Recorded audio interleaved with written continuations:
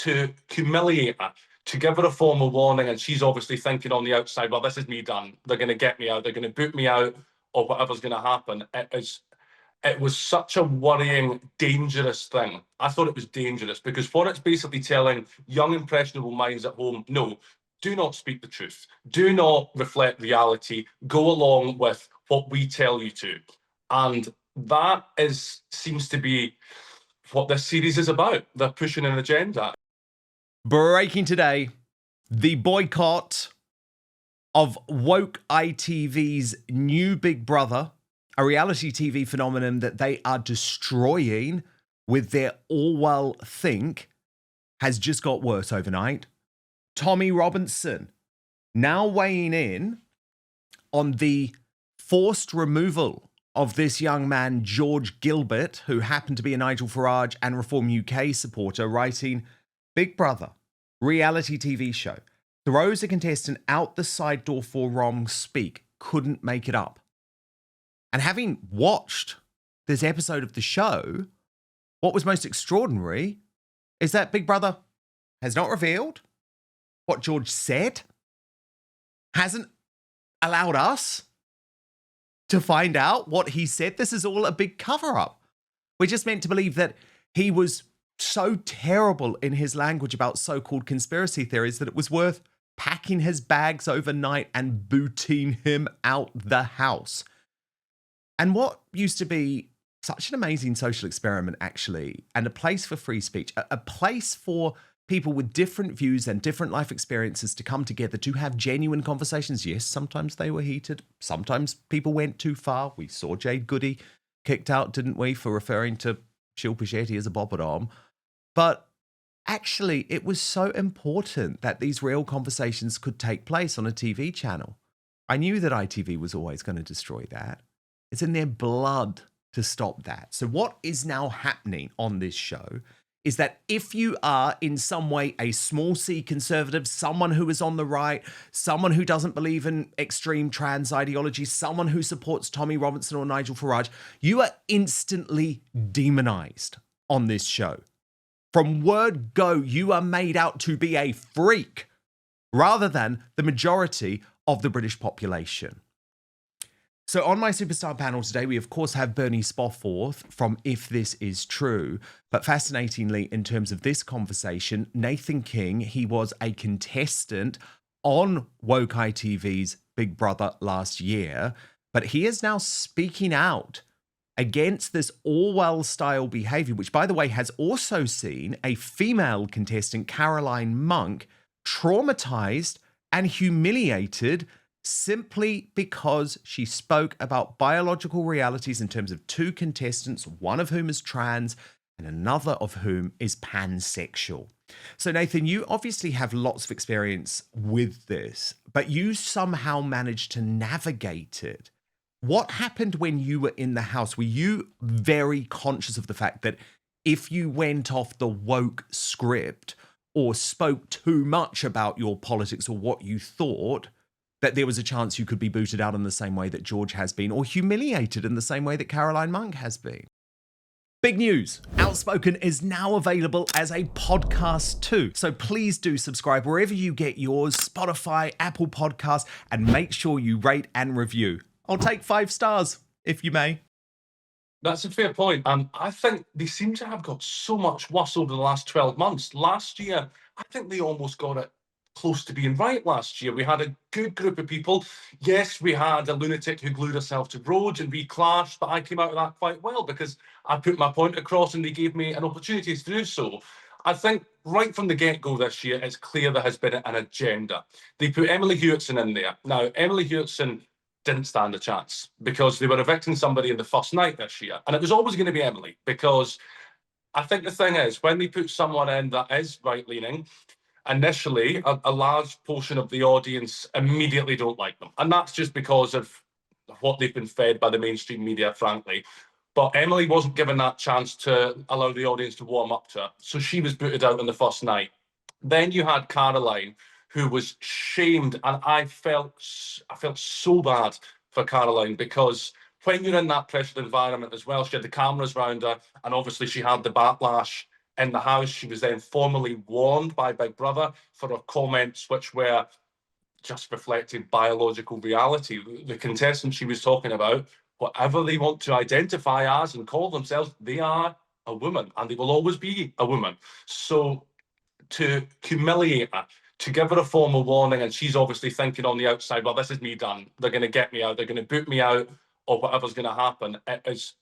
It was such a worrying, dangerous thing. I thought it was dangerous because what it's basically telling young, impressionable minds at home, no, do not speak the truth. Do not reflect reality. Go along with what we tell you to. And that seems to be what this series is about. They're pushing an agenda. Instead of having it, what it was even last year, it was just a social experiment. I don't know who's funding them this year. I don't know who's paying their wages this year, but clearly it's someone that wants to push a certain agenda. And then George, yeah, he spoke his truth. And I like that. I like someone that just says, well, would I agree with everything that comes out of George's mouth? Probably not, but that's fine. I like someone who has the courage and the convictions to say it as it is. To then humiliate him, boot him out, and then, as you say, Dan, not tell us what he said. Let us make our own minds up. Don't you decide for us what's acceptable and what's not. You show us, and then we, as the viewer, will say, well, do you know what? We didn't like that, so the next chance we get to boot you out, George, we will. But if we don't mind it, then carry on. And they've not given him that opportunity, unfortunately. Well, indeed, I think back to Big Brother. I mean, gosh, see, people are like, damn, why are you talking about Big Brother? But I'm a 42-year-old man, right? Big Brother has been a huge part of my life. Also, actually, a huge part of my career. Because when I was working in tabloid newspapers back in the noughties, you know, a big part of my job would be reporting on Big Brother because it was such a sensation at that time. And don't get me wrong, there were always lines. But I remember this incident, and Jack Jewell pointed it out well this week, where he wrote on X 18 years ago, this housemate was kicked off of Big Brother for literally calling a black housemate the N-word. Now, this was a contestant called Emily. I feel like back then the consensus was this decision was correct, although she said it was a joke, and I recall her seeming like a pretty normal young woman. It's hard not to agree, in my view, that what she said crossed a line. Fast forward to today, when everything is queer obsessed, you will get booted out for far, far less. If the contestant below had said what she said today, she would probably be in prison now. We used to be pretty good as a society in knowing which speech is deserving of deplatforming and which is not. We were able to do this without laws. The social contract was there yet unspoken. And Bernie Spalforth, I really remember that incident actually because it was this young woman called Emily and she was rapping a song which featured the N-word to a black contestant and she got booted out of the show. And I think Jack Jewell is right. People probably thought, okay, that's fair enough because at least we knew the specific details about what happened. Although I always felt sorry for this woman because I knew her whole life. And it has been, you know, would be overshadowed by the fact she was the one booted out of Big Brother for saying the N-word. But when it comes to George Gilbert, what is so shocking is that we're not allowed to know what he said, Bertie. We're told that there was a conversation about conspiracy theories. We're told that he was given an opportunity by Big Brother to change his style of language, which he wasn't prepared to do. Good on him. And then there was a leak to the Sun newspaper from Big Brother saying that the language was anti-Semitic. But as one of my sources within Reform UK told me, they think that perhaps he just used the word globalist. Because that's something that people ludicrously claim can be anti-Semitic. I remember when I was on GB News and Nigel Farage and I would use the word globalist, quite rightly, to talk about the cult of people who are trying to destroy the world via intergovernmental organisations. And The Guardian ran a hit piece on both of us, suggesting that we were in some way anti-Semitic. So I'm sorry, until I actually know what George said, I don't know if this is an incident like it is with Emily, where, okay, maybe you crossed a line, you said the N-word, because they don't want us to know. Well, first of all, I'm completely horrified. And can everybody please know that when I talk about globalists, I'm talking about unelected global organizations, right? I'm not talking about who they pray to. So I'm not having that. Don't even come to me with that accusation. What's interesting about this, Dan, is that this falls into the legislation of misinformation, disinformation, and that word malinformation. So malinformation is the new one that Ofcom and the globalists, yes, hello, UN, they're all talking about. Malinformation means something that is factually true, but you can't say because someone else has decided it's harmful. And authorities at the moment are particularly keen on this one, right? So the woman who was on Big Brother, can't remember her name. Is she called Carol? Can't remember. But the woman who was talking about, you know, if the end of the world happens and you have to date someone in the house, who would you date? And she said, well, I can't date you because, I can't date you because you don't have a penis. Is completely correct. How can you carry on the human race with a trans man because he doesn't have the necessary equipment to procreate, right? That is entirely legal speech, but they've been discriminated because this is against. For people who don't know, Bernie, sorry, just to interrupt, this is a trans woman, right? Sorry, this is a, sorry. God, this is where it gets complicated. This is a trans man. So basically a biological woman, someone with a womb, right? Someone with a vagina, and someone who has chopped their boobs off, okay, is in the house. But obviously that person could not deliver the sperm to a woman in order to keep the population going. Anyway, just wanted to clarify. Exactly. But first, the number one worst fruit for your waistline. Look, are you turning healthy fruits into highly unhealthy fruits without even realizing it? Fruit can be one of the healthiest things you can put into your body. But the majority of Americans are guilty of making this single mistake that can counteract all of the health benefits of fruit. Some fruits can help with occasional constipation, reduce bloating, and even help burn calories. Others can wreak havoc on your digestive system and energy levels. Now, I came across this viral presentation from world-renowned heart surgeon Dr. Stephen Gundry that showcases the 3 fruits to stop eating today. It was shocking. I had no idea. And after finding it out, I've stopped eating these 2. I'm going to put a link for you all to watch it because I want you all to gain this information. I think it's truly important, actually. You can go watch it right now at thehealthyfat.com/outspoken. That's thehealthyfat.com/outspoken. I've also linked it in the description box below this video too, or if you're watching on YouTube or Rumble, you can just click on the QR code on screen or hold up your phone, you go to the QR code, you know how it works. Oh, and by the way, eliminating these fruits could forever change the way we help increase energy levels, decrease brain fog, support digestion, and even lose weight. So make sure to click on the link below or go to thehealthyfat.com/outspoken to find out now. Dr. Gundry has lost 70 pounds himself using his research and has kept the weight off for over 20 years and counting. His digestive issues are gone. His health is fantastic. He feels younger today than he did in his 40s. His video has been watched by over 20 million people to date. You can watch and learn more about it at thehealthyfat.com/outspoken. Just click on the link in the description box below this video. But now, back to the show. And that's what she was talking about. She wasn't saying she didn't want to snog him. She wasn't saying she wouldn't hook up with him. She was saying he was pointless because they couldn't procreate. They couldn't have babies, right? That is a biological fact. Sorry, Zach, but it just is. And that was perfectly reasonable. But what I think has happened is that the censors have said, that's malinformation. You see, it's true, but it's harmful. Well, who's it harmful to? The people who don't believe in reality? Well, yes, because they're in the minority and they must be protected. And it's outrageous because she has been utterly discriminated against for being a woman and understanding what you need to have in order to continue the human race. That's just how it is. It's discriminatory and bullying by ITV. And they've totally screwed it now, because I think George and Carol would have cases against what they did to them. And the other point, of course, is 18 years ago, if you didn't like what someone said on Big Brother, Brilliant. That's called democracy. You vote them out.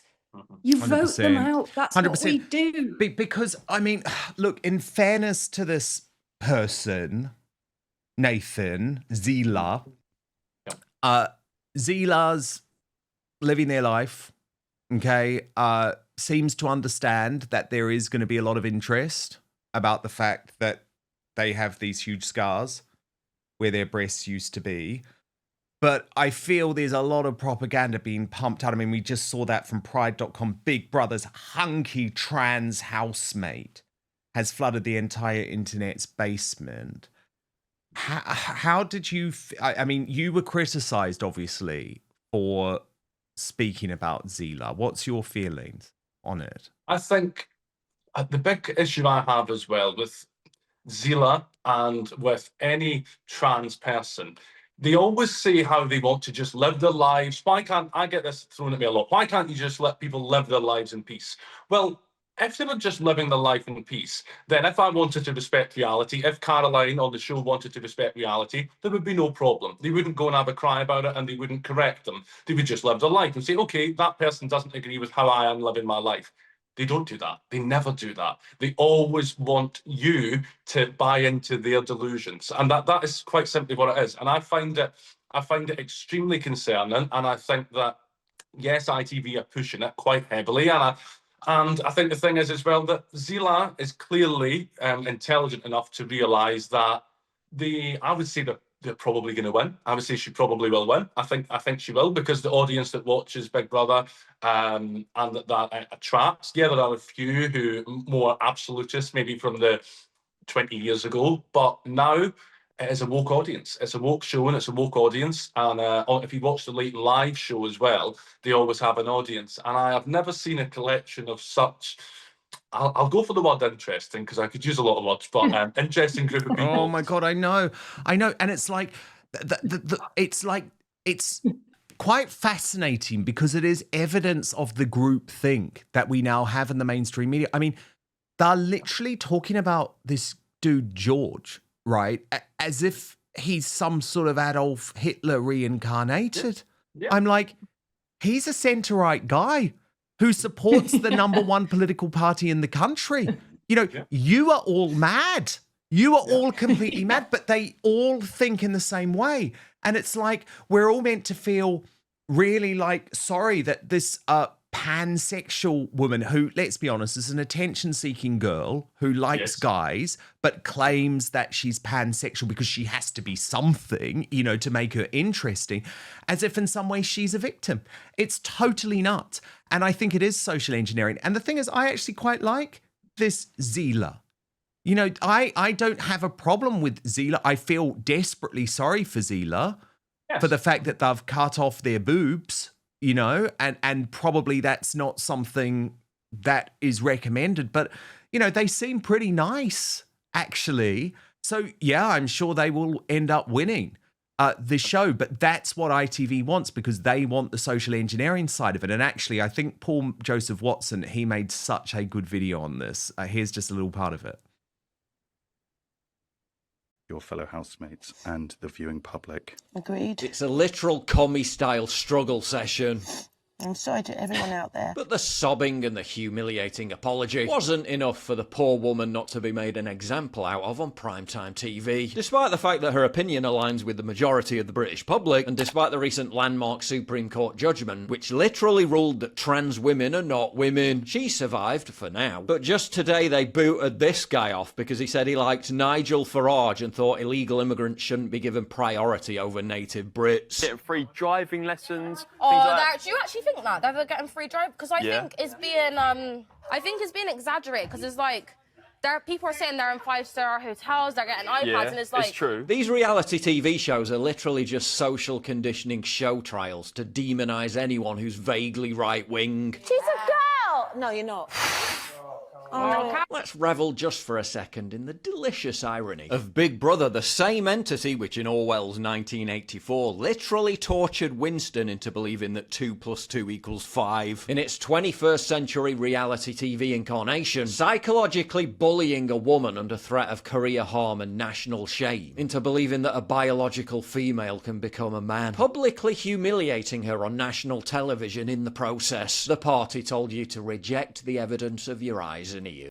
Oh my God, he's so good. He's so good. So Nathan, I mean, looking back, do you have any regrets? I mean, your journey was really interesting on that show because, of course, you ended up in a relationship with a female contestant, right? Whose name on the show was Baked Potato. They forced her to change her name. Yes, that's right. Which is nuts. Did that work out? Like, what's happened since? It didn't, and it didn't work out. So I'm very much on my own happily. And I think on the show, it is such a heightened, and that's why I feel sorry for Caroline in a sense as well, because I think when she comes out, she'll be wishing that she'd gone, do you know what? I totally stand by what I said, but when you're in there, it's such a pressurized environment. You don't know what the public's perceptions of you, and relationships are heightened as well. So I ended up in a relationship in the show. It didn't work out when we came out, but it is what it is, and it was such a great experience for me. I loved being in there, and I think maybe I just hit it at the right time because this year they've decided to ruin it and go woke, go broke. They say. Last year they didn't do that, and they allowed me to have conversations with a Just Stop Oil activist, and I said exactly what I thought. Re that, and they were quite happy. So I don't know what's changed, and I don't know why they've done it because it just ruins it, and it's sad. Really. Yeah, it is ruining. Sad. It's ruining a legendary show, and I'm so glad that you've spoke out. And I think you're right, actually. Like, Caroline will be disappointed in herself. She would have been a hero. She would have been an absolute hero if she'd said, "Sorry, why are you lecturing me? I stated a biological reality, right?" But Yeah, we she would know, have. yeah, but it's so hard, isn't it, Bernie? Because when you're in that situation, you know, It's so hard. Megyn Kelly always described it to me as the hostage video apology. We all do Yeah. it in the moment because we think, I mean, I had it with my experience on GB News with Lawrence Fox. Megyn Kelly had it with her blackface controversy. Like, in the moment, you think an apology is just going to make it all go away. Right. And it's just like, And doesn't. no. And everyone's telling you to just apologize and it will go away. And of course, it never does. It never does. No. And No.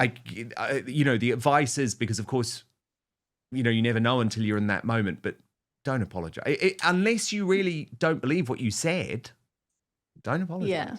You know, but look, absolutely fascinating. So great to have you both. Nathan King, please come back soon. And Bernie Spofford, we adore your channel on YouTube, which everyone must subscribe to. It's been going viral lately on Digital ID. Bernie Spofford, if this is true. And of course, they are both on X as well. Thank you both so much. But now, very exciting because it is time to reveal the worst Britain in the world this week. A reminder of your nominees. These are from the Union Jackasses from throughout the week. On Monday, it was Gary Neville. Tuesday, James O'Brien. Wednesday, Lenny Henry. And Thursday, Dr. Scholler. Irene H8540 says, it's got to be Gary Neville for me. I lived with a white, middle-aged Englishman for 16 years until he passed with cancer. He was an ex-veteran, a hard-working man, loved his football and country, and wore his St. George's Cross tie pin with pride. And I'm sure he would have been really disgusted by what he said this week. 12 in 4 MH says, you expect the nonsense from Lenny and Scholler. It's all race, grift, and victimhood narratives. Boring AF. But there is a special place in hell for the other two grovelling traitors. UK Patriot 2025 says it has to be Neville this week. What an absolute wazzock. But Lenny Henry, who I thought was one of the good guys, turns out he is not after all. As for Brain O'Brien, he's just the same old lefty ignoramus. Drenkin60 says Henry takes the biscuit. Heaven only knows how this talentless so-called comedian got his totally undeserved knighthood, but he was quick to accept it. What a hypocrite. Denny Rowe 800 on a similar note says, poor Lenny, what it must be like to live in a country that gave you a start, gave you a career, made you a millionaire, only to find out that England is an extremely racist country. Oh my goodness, I couldn't agree more. Okay, the results are in. This may surprise you. In fourth position, with just 5% of the vote, Dr. Scholler. In third position, with 8% of the vote, James O'Brien. The runner-up, with 20% of the vote, Lenny Henry. But the worst Briton in the world this week for blaming angry, middle-aged white men for an Islamist terror attack on a synagogue in Manchester, Gary Neville. My God, he deserves it. Thank you so much for watching Dan Wootton Outspoken. Please click on my face just to the bottom left to subscribe to this brand new independent news source and turn on the notification bell so you'll be alerted to our brand new live shows, uncancelled interviews, and special royal episodes. Outspoken is also now available as a podcast, so you can listen to the show every weekday on the go, wherever you are.